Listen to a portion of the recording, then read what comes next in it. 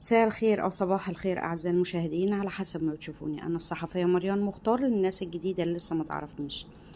أهلا وسهلا بيكم، منورين الجروب ومنورين القناة. اللي لسه مشتركش في القناة ينزل يشترك ويفعل الجرس عشان يوصله كل جديد. لايك وشير وكومنت وسبسكرايب علشان نشوف جنازة الكابتن إيهاب جلال من مسجد حسن الشرباطلي بالتجمع الخامس، وسط حضور نجوم الكرة وانهيارهم لحظة وصول الجثمان. النادي الأهلي نعى الكابتن إيهاب جلال المدير الفني للنادي الإسماعيلي، والكابتن محمود الخطيب رئيس النادي ومجلس الإدارة والسادة الأعضاء والإدارة التنفيذية وقطاعات النادي الرياضية بينعوا الكابتن إيهاب جلال المدير الفني للنادي الإسماعيلي والذي وفاته المنية أمس، داعين المولى عز وجل أن يتغمد الفقيد بواسع رحمته ويدخله فسيح جناته ويلهم العائلة الكريمة الصبر والسلوان.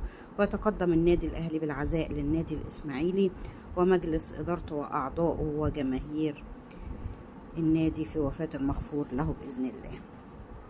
كمان في الإسماعيلية هيصلوا صلاة الغائب على روح المرحوم الكابتن إيهاب جلال من مسجد المطافي، ربنا يعزيهم إن شاء الله. بدأت منذ قليل صلاة الجنازة على الراحل إيهاب جلال المدير الفني لنادي الإسماعيلي من مسجد الشرباطلي بالتجمع الخامس، وسط حزن شديد من أهله والوسط الرياضي.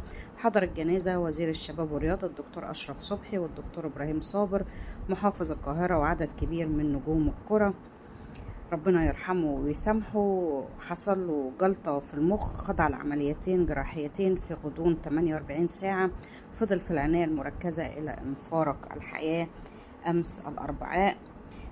ومجلس إدارة نادي الإسماعيلي كان أسند مهمة الإدارة الفنية للفريق الأول لكرة القدم إلى حمد إبراهيم المدرب العام من أجل قيادة الفريق خلال فترة الإعداد.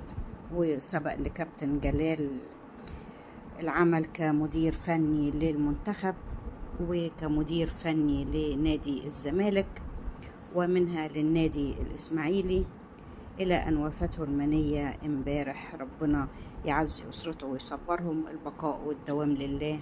كانت معاكم مريم مختار.